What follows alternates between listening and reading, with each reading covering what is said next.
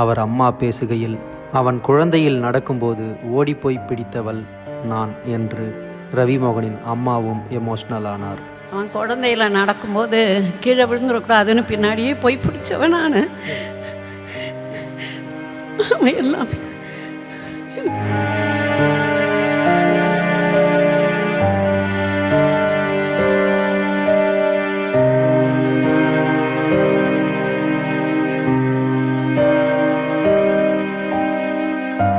அவரின் அம்மா அழ, ரவிமோகன், ராஜா மோகன் என்று அரங்கமே எமோஷ்னல் ஆனது.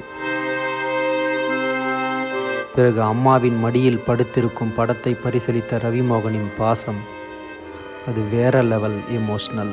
கருவாக இருந்தேனே, உருவை நீ தந்தாயே, அம்மா நீ என்னை விட்டு போகாதே, என் வானம் நீயே, உன் வேகம் நானே, என் சாமி நீயே, உன் கோவில் நானே.